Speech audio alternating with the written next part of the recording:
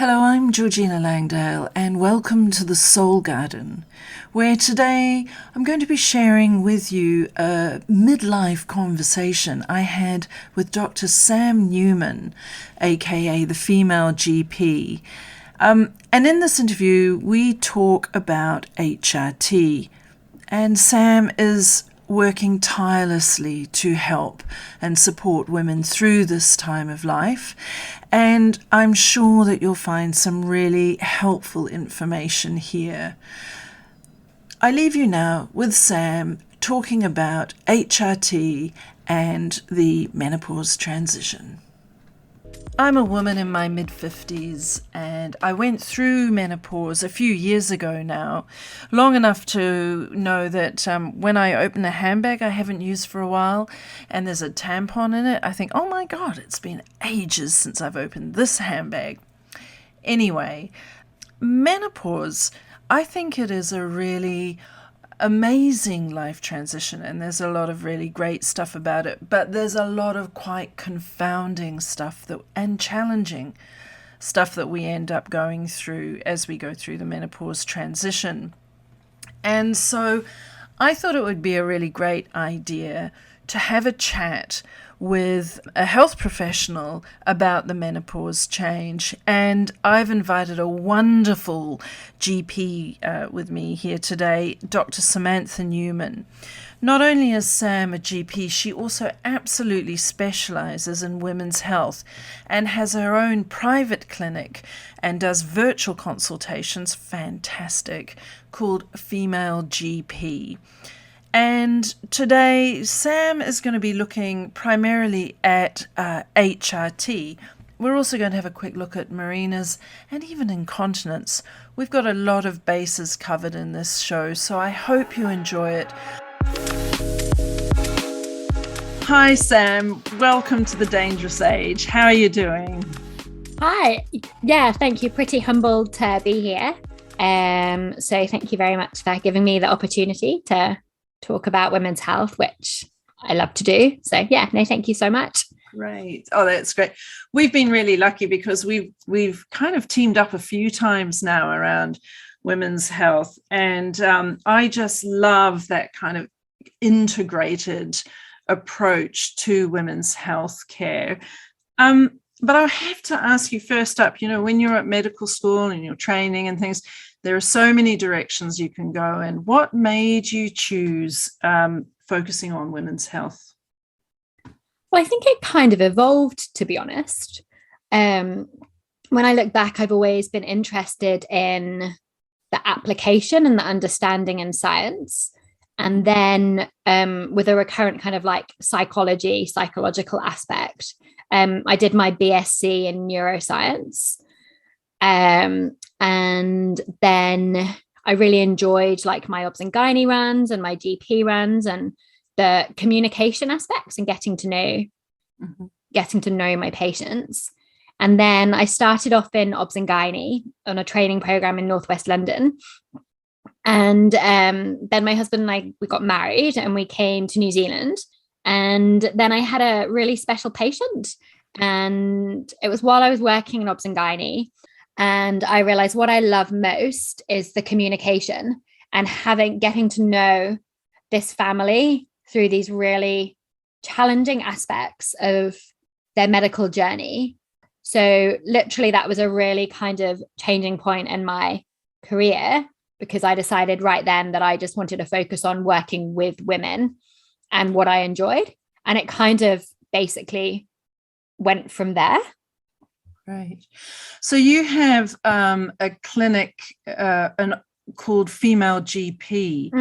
Can you talk a little bit about that, please? Because I think that's going to be of interest to women, not just in Hawke's Bay. So watch out. Yeah. So it started as like this really opportunistic, literally as a service provision. So after I had this revelation, I spent a year looking at focusing on what can I deliver in primary care as a GP, using the skills that I've learned. What are my areas of kind of comfort? And so I realized pelvic health, so prolapse, pessaries, and pelvic pain were areas that I thought I could manage well as a GP. And to cut a long story short, in the practice I was working in at the time, they weren't happy because there's just a shortage of GPs, me seeing women outside of the practice when they had their own patient load to care for. And I'd said my dream's always to integrate women's health into my general GP work. That's what my dream is. But they said, no, I couldn't do that. And I knew that I needed to find a way to be able to deliver healthcare to women that weren't in my practice. And Hawke's Bay is pretty small, word of mouth. One of the managers at the local health centre, I'd worked with her daughter. She'd worked with my husband. My husband then worked with her daughter. And a physio I worked with, and they were like, well, just come here. You've got a room. Just come and rent a room. And so I was able to just start my hobby medicine, which is what I called it, practicing half a day every other week, just enjoying and loving medicine. And over that time, I just focused on getting a good grounding and actually just learning from my patients.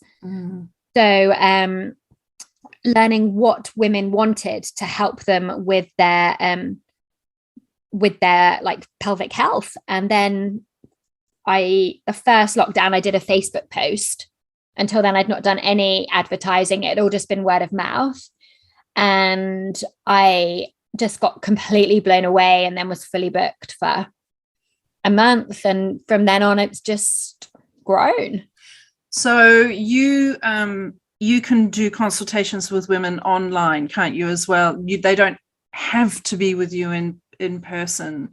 Yeah, absolutely. And I think that's we're like, everybody has all these negative connotations about COVID. And don't get me wrong, like there's a lot of negative things that's happened. But I think actually it's challenged how I deliver medicine. And in the first lockdown, I was like, I still want to practice. I love medicine. I love what I'm doing. And so I started kind of like, women wanted to see me and not wait till when we could do face-to-face. So I started playing about with Zoom consults. And actually, they've been great. And I feel I've got a good relationship with the women that I see virtually. I'm all about, though, ensuring that the relationship with the GP, so a primary care practitioner or family doctor, is supported and maintained, and they provide that kind of more general health advocacy and health support, so I can focus on the stuff I'm better at and more interested in. I'm pretty risk averse, so I like it that women would still be happy if I feel they need an examination or need labs, would still be able to go and see somebody local. Great. For that. Yeah. And the other thing with COVID, which just with respect to kind of technology, that I expect that you've found as well, Georgina, is opening up the world. So I felt really isolated here doing this, like my kind of menopause approach, but it was what gold standard, what's practiced worldwide. So I got in touch with doctors internationally, and now I've got some great colleagues that I can ask for all these complex questions, and now that I can give advice to as well, that we can bounce off. So it's pretty amazing.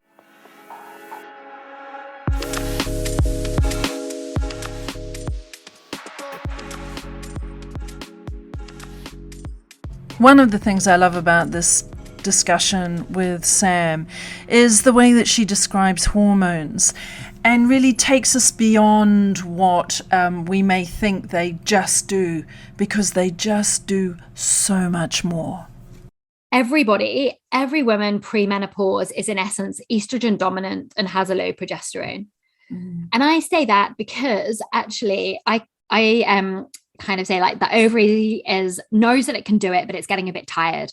So it's busting its gut and just pumping out that estrogen as much as it can before it needs to go and have a little sleep and rest for forevermore. And so it makes sense because hormones have such an impact on us. That's what hormones do. Hormones control us in positive and negative ways. And there's so many hormones, but it makes sense that we will feel different because of the impacts of these hormonal changes. Yeah. And then, okay, so where does estrogen react? Well, there's estrogen receptors all over the body, and estrogen as a hormone binds to these receptors all over the body. So even just in a nutshell, kind of like going from the top down. So looking at hair, estrogen interacts and with collagen in hair. So it makes sense as estrogen drops, then hair changes. Eyes, you get more eye dryness because estrogen helps the barrier of the eye and keeps moisture in the layers. Temperature changes because estrogen reacts with the temperature thermostat. Joints, estrogen's an anti-inflammatory, and there's estrogen receptors in our joints. We get muscle wasting and more fatigue. And metabolism changes because there's estrogen receptors in muscles. So as we get less muscle, as we get less estrogen, then we get more muscle wasting. And that's why sarcopenia, so actual muscle wasting, is much more common in postmenopausal women. Okay, so I've just said perimenopause, estrogen surging, and then I've said all of these symptoms of estrogen deficiency in essence. That kind of doesn't make sense. Well, actually, if we look at it as an estrogen surging, but it's also declining as well. So if estrogen has receptors all over the body and it's changing this much, then it makes sense that actually the perimenopausal period, and we can come to what that is, that can be really unsettling. And you can really feel that you've got a lot of women feel a loss of control. And I think I've got dementia, or I almost drove down the road the wrong way. I lost my keys for like the 5th time, or I used to be able to organize the grandchildren or the children. And I now almost feel a bit mean, but I just sit back there and I nod and I smile. And I'm like, all I want to do is share with you why you are feeling like this, particularly pre-period when those estrogen levels have gone from really high to really low, because it just makes sense. And I think then if you break it down, and I've got some diagrams that I've made that show these changes throughout the menstrual cycle and also where there are estrogen receptors on the body. It kind of helps put into perspective what could be going on. And then I love to, move into, well, actually, how does it affect you? Because it's so broad and so vast. And some women don't get any hot flushes, but just get overwhelming anxiety. So I don't like to say these are, common symptoms, because I think that kind of almost downplays what some women might just get joint symptoms. I suppose the biggest thing is just, I'm not myself. Exactly. It's quite a rambling answer. Sorry, I hope it makes sense. It's I think it's really helpful for women to hear that. And I've got this sort of image in my head of, the last gasp of estrogen, so it's going, whoa, we're going, and then party's over. One of the topics that always seems to get back round to in the menopause discussion is hormone therapy. And I think what I'm seeing from letters and stuff that I'm getting from women asking about where do I go for information is a request for an idea of the sort of pros and cons of hormone therapy, because we're just not given the information to begin to think about that. Could you talk about the kind of pros and cons? Yes, I think it's a really individual decision. And I think of, hormone replacement therapy, which can also be called menopausal hormonal therapy, as almost supporting what your beliefs are and what your values are. And what makes me really sad is seeing women actively saying, I've been suffering for years and now I've got my life back. And I would give a biased perspective because that's what I see day in and day out. And are you saying I got my life back since going on hormone replacement therapy? Completely. And is there a timeline that it should happen? I mean, is there a sort of window for using that therapy or not? And that's really changing at the moment, actually. So if we look at the history of hormone therapy, and I think you can't understand why people are scared of it unless you look at the history. So when it was first created, it was created for cardiovascular benefit, so improve heart health and longevity for women. And, actually, the studies were kind of unfounded. Yep, absolutely. It definitely improved all of these things. And hormone therapy consists of estrogen. Yeah. And I've just talked about how there are estrogen receptors everywhere, and also progesterone. Because one of the things we haven't talked about is that one of the roles of estrogen in our reproductive years is to thicken the lining of the womb, to make a little bed for a baby to develop. So therefore, even if you're giving this when somebody doesn't need to make a little bed for a baby to develop, it will still thicken the lining of the womb. And uncontrolled thickening of the lining of a womb will lead to endometrial cancer. And we found that out in the 1970s, and now nobody would give what we call unopposed estrogen without the progesterone that stops that. So that's why generally most women who have a womb, have a uterus, need 2 medications to prevent that endometrial thickening.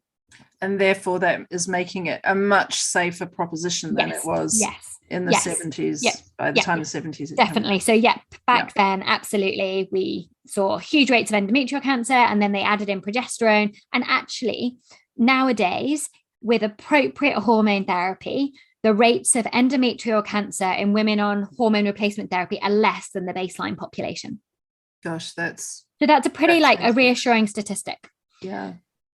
So that's the one point of why you have the 2 medications. But the real point of why everybody got scared about HRT was actually a real media faux pas. So there was a really big study called the Women's Health Initiative, which was published in the early 2000s, that said all women on HRT will have increased risk of heart attacks, strokes, and breast cancer. And the study was discontinued prematurely. Right. So if you have been told that, a study of thousands and thousands of women, 1, there is no way you would take that medication. And 2, there is no way as a health professional who wants the best for your patients that you would prescribe it. Yeah. So, but now there's a lot more information known. The media released that without formal medical guidance as well. So that's a really big thing too. And actually, when we look at the contents of that study, the average age of women was 63. So the average age of menopause is 51. Yeah. So therefore, the majority of the women have had 12 years with no estrogen. And some of the side effects of no estrogen are the buildup of what we call atherosclerotic plaques. So they're the things that can lead to heart attacks and strokes and high blood pressure in the vessels, in our arteries. Yeah. And then you give somebody estrogen and that destabilizes the plaques, and you have an increased risk of heart attack and stroke. Starting someone on hormone therapy in their late 40s or 50s, when they've got no buildup, you're going to prevent that buildup. And there's now really, really good evidence that hormone replacement therapy decreases the risk of heart attacks and strokes and prolongs life expectancy by 3 to 9 years. Gosh, well, that's really fascinating. And we just don't hear about that at all. Thank you. That's really helpful. I think women will find that very helpful. So then I have a follow-up question to that. So if a woman has gone through menopause, their periods have ceased, but they're still, I don't know, getting the odd hot flush or feeling depressed or having whatever's going on. Can they start HRT some years after the period ceasing? Is it used in that situation, or is their health concerns treated in a different way? Yeah, and I think that's where it really becomes individual, providing there's no other comorbidities, so no other medical history, with kind of, some of the conditions you're saying, like hot flushes and mood changes, vaginal symptoms, as well as joint pains. If you're within 10 years of your last menstrual period or under 60, the benefits are thought to outweigh the risks. Right. After 60, so when you've had 10 years of no estrogen, then it's thought that with appropriate HRT medication, and we can talk briefly about that, then potentially you don't get the cardiac benefits. Right. And there might be some increased risks. Right. And I always bring it back to actually, how do you feel? Because if you are really tired because you are having hot flushes, or you can't go out and walk with your friends, or walk the 100 meters to the beach because you're just so sore, then actually that's going to be increasing the risk of all the chronic diseases and heart attacks and strokes. So I think it has to be a really individualized risk management and discussion so that you feel empowered that your decision is right for you. Yeah. And why I said about the right HRT preparation, I'll just say really briefly. So the WHI study was predominantly oral estrogen, which is metabolized by the liver, so increases the risk of blood clots, and a progestogen, so a synthetic progesterone that is known to increase breast cancer risk and heart risk and be less well tolerated. Nowadays, my gold standard hormone therapy generally consists of transdermal estrogen, so estrogen that gets absorbed through your skin. I use a body identical estrogen, so it doesn't go through the liver, so it doesn't increase the risk of strokes, and also a body identical progesterone. And this is a micronized progesterone. It's a smaller molecule, so it can cross the brain and actually do what our own natural progesterone does, which is help with sleep, help with hot flushes, and help with joint pains, as well as protect against endometrial cancer. Gosh. Oh, that, I think there'll be women listening to this going, hurrah. It's really encouraging to hear that this is no longer a kind of cookie cutter approach. I love it. And that's what makes it so interesting. And we were saying just before we came on air that I'd love to, collaborate with you, because I'm asked constantly about hormone therapy and I love it. And it becomes my go-to because women, that's what they want. But actually what I love is that HRT is just part of the picture. Yeah. And if you actually are eating McDonald's every night, if you have no desire to get off your sofa and other than to walk to the bathroom, and you're not depressed, so that's just you, giving you HRT is not going to do anything. Yeah. But actually we need to work on everything. We need to work on the pelvic health. We need to work on the balms, the creams, keeping physically active, keeping our brain active, not just taking any form of medication, because that's going to decrease my stats. So that's great. I'd love to do that. I should just mention here that Dr. Newman is referring to collaborating with me because I have a business called Arceus, and for a number of years now, I've been making a range of products for helping women going through menopause. And if you're interested, that range is called Nat Femme, and there will be links in the program notes and in the blog below. And the kind of hero products within this range are natural and organic, vegan and non-vegan balms for helping with vaginal dryness. And also I do quite a lot of work around nature-based care and ecotherapy and coaching, and helping women really navigate their way through key life transitions. So just in case you were wondering. Okay, back to the main program.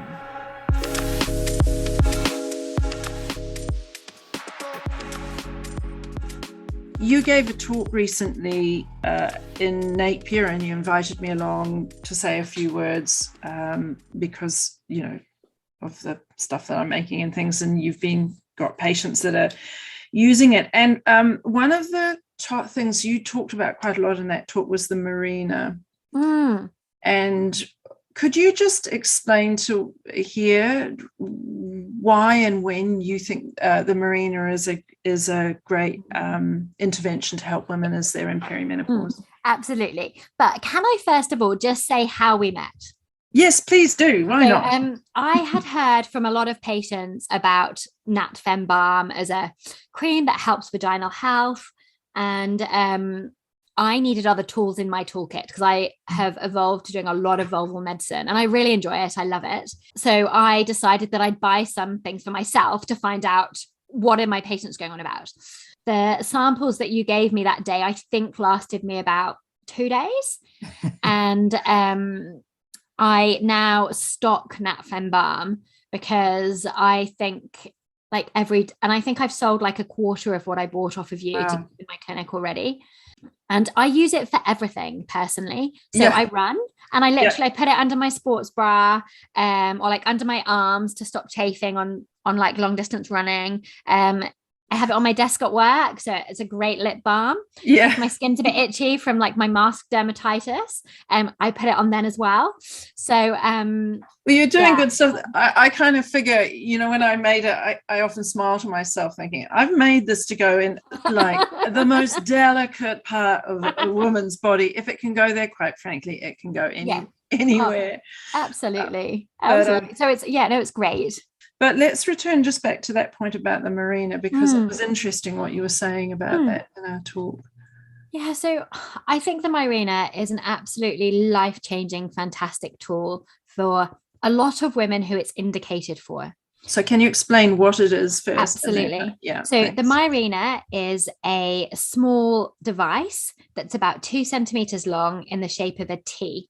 So it's inserted into the womb, into the uterus, by a specialist doctor or nurse who is trained to do so. It is uncomfortable. It's not a nice procedure to have. And but you know, through explanation and understanding what's happening to the body at the time, it is possible, and most women have it done in a clinic setting. Right. So in this little device, and women are probably fairly familiar with a copper IUD, a contraceptive. It's a similar principle, but this has got a progestogen implanted in it. And it releases a really low level of progestogen every day. And it keeps the effect local, primarily, to the lining of the womb. And so if we go back to our science, we've said in perimenopause, we're getting surging estrogen levels, which contribute to heavy bleeding. Well, if we can put some progesterone there that we know stabilizes it, it significantly decreases the blood loss during menstruation. Right. I think it's about understanding what the Mirena is and what it can do from an early age, because for me, you shouldn't be iron deficient. You shouldn't be not able to go out and do what you want because of fear of flooding or passing clots. The impact of iron deficiency, even on our kind of, you know, our adolescents and our mums who have got small children, and then, you know, moving into kind of, you know, perimenopause when you've got the other hormonal factors as well. Low iron impacts mood, appetite, energy, well-being, cognition, and growth in adolescence as well. Yeah. So it makes it's really, I find it quite sad that women are so scared of it because it's a synthetic progesterone and it's a medication.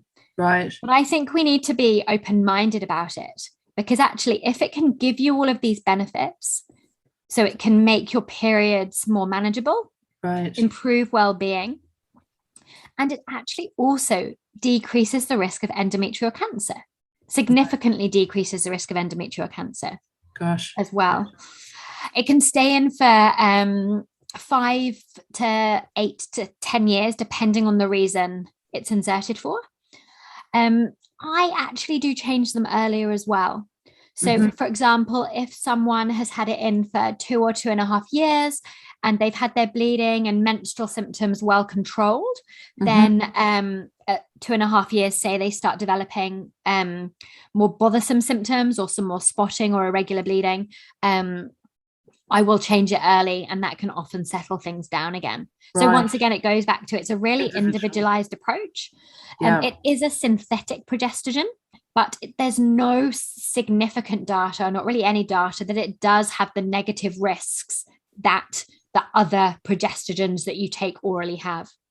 The Mirena significantly decreased the amount of hysterectomies that gynecologists do. But it also is a contraceptive. It's one of the most effective forms of contraceptive. Yeah. And then in menopausal medicine, because it thins the lining of the womb, it can be the progestogenic component in addition to estrogen therapy. Right. We see vaginal dryness as a very common impact of going through the menopausal change. Yeah. Are there particular things that a woman should be watching out for or looking out for in the vulval vaginal department? Yeah. I love vulval health, and I never thought I would. So often the vulval health is due to poor vaginal health is due to a lot of things. I think we need to bring it all the way back and need to start actually being aware, even with our children and our young girls. And I'll talk about that in a second. But then, with contraceptives, you can get vaginal dryness there. Breastfeeding. Any of my patients, any of my women who are breastfeeding, I always ask about vaginal dryness because breastfeeding makes you have low estrogen and leading to dryness. And then 25% of women have vaginal dryness in the perimenopause. So it's actually pretty common. And then 50 to 80% of women experience vaginal dryness post-menopause. So when you look at what is vaginal dryness, well, we've kind of, we've touched on bits that the skin gets thinner. So actually the skin loses that moisture, that integrity, and therefore you get inflammation.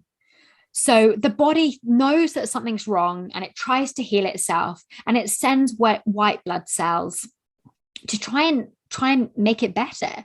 This often manifests and you develop an itch and it just feels uncomfortable. So you can have pain wearing clothes. I've seen women that haven't even been able to wear underwear, as I'm sure you've heard the stories as well. So then I think of it as, okay, we've got a dryness. Could it be estrogen related? But we've got a skin breakdown. We've lost that moisture. So we've got the inflammatory component. So I always approach it from those two angles.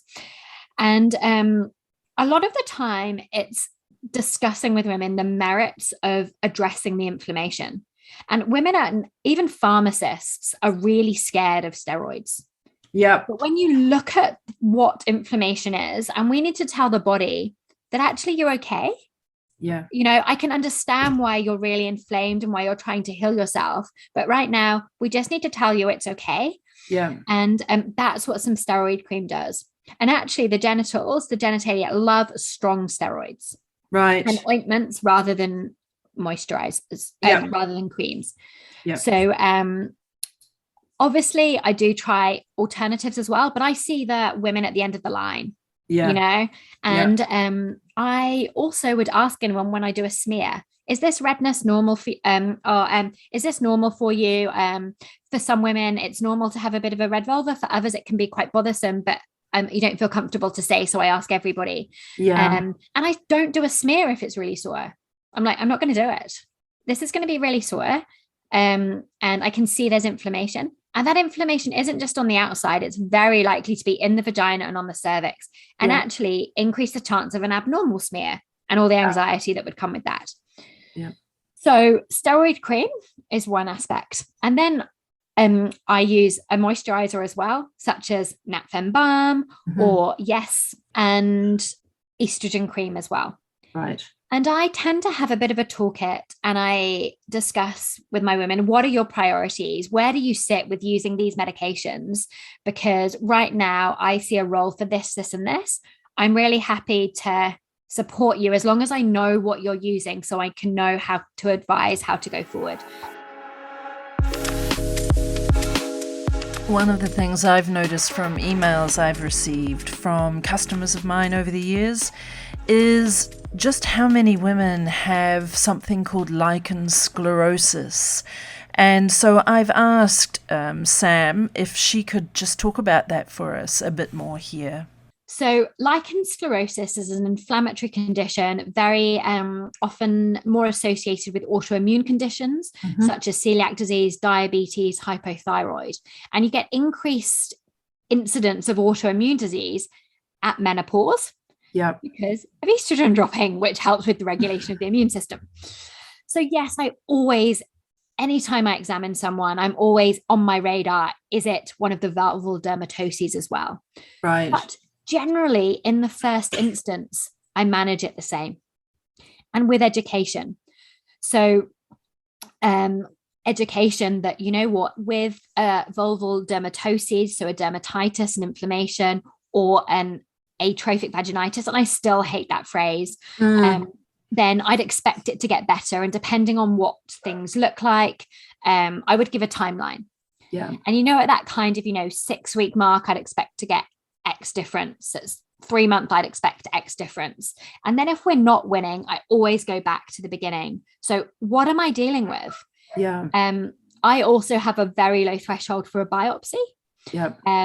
Because actually any vulval itch or change in skin color that's not improving, we need to be thinking of squamous cell cancer, VIN, so vulval intraepithelial neoplasia, so precancerous changes, or lichen sclerosis. Well-managed lichen sclerosis has a very low risk of progressing to cancer. A lot of the and even I used to, we'd be, you need to have an annual check for lichen sclerosis because you're at much higher risk of developing cancer. But actually, no, if it's well managed and you respond to your symptoms, it's actually not much increased. So I suppose, my take-home messages are, don't be uncomfortable. If you've got an itch or a discomfort, do something about it and keep doing something about it until you have a management plan with normal skin. Great. On the vulva. Great. And don't be afraid to ask. Don't just keep enduring it, thinking this is normal and this is just me and it's painful and awful, but do talk to a GP about it.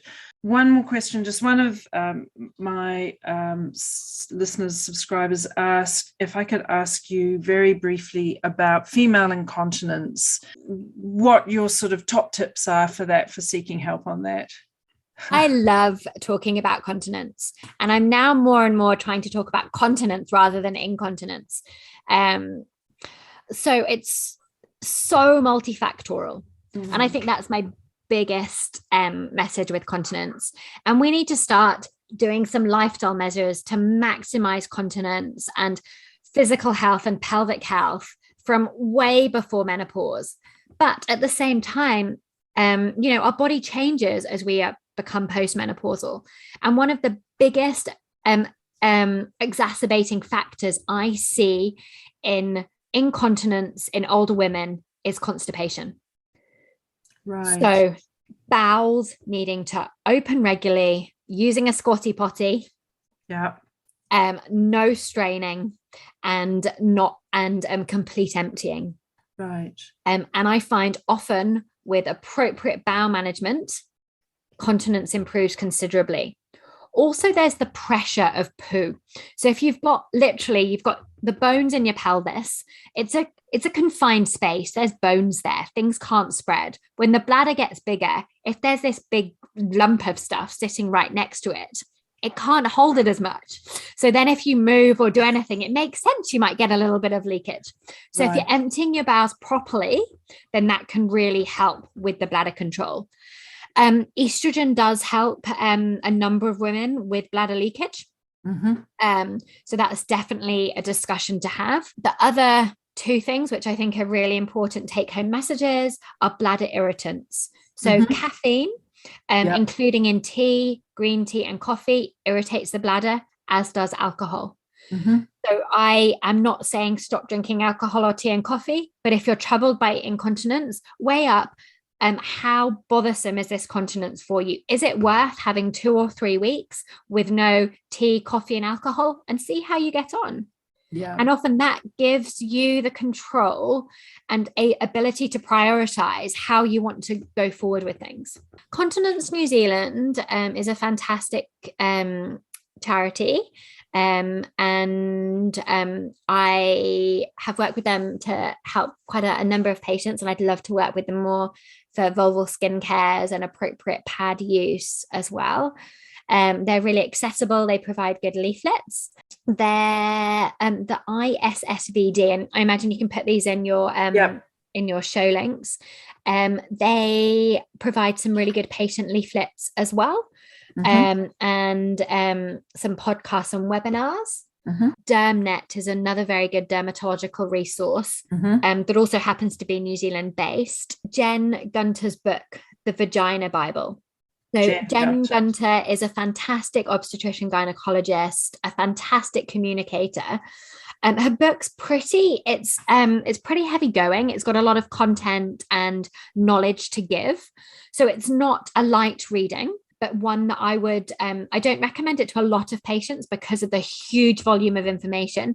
But I think if you've got a problem you want solving and you're happy to work through things, having it as a reference book that you can dip in and out of It's really, really empowering.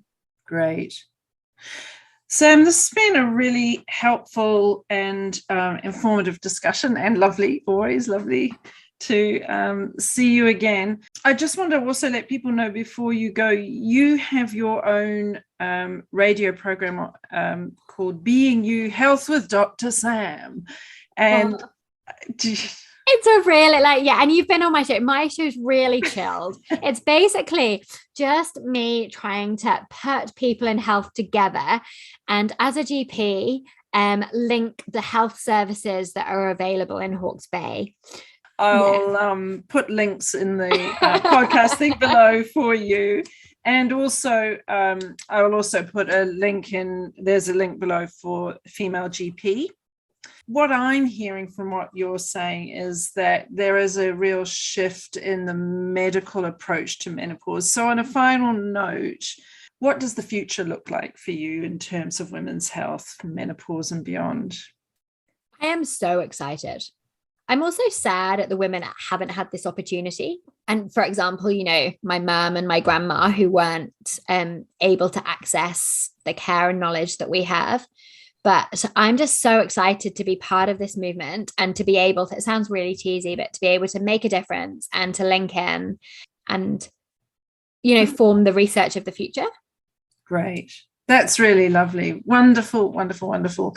When you've got any talks and things coming up, I'll let people know through my podcast and through the newsletters and things. And I really look forward to collaborating with you again. Thank you very, very much. And see you next time. Thank you so much, Georgina. I've really enjoyed it. And thanks for making my day. So there we have it. Thanks so much to Sam for sparing that time with us. You can find Sam at Female GP, which is femalegp.co.nz.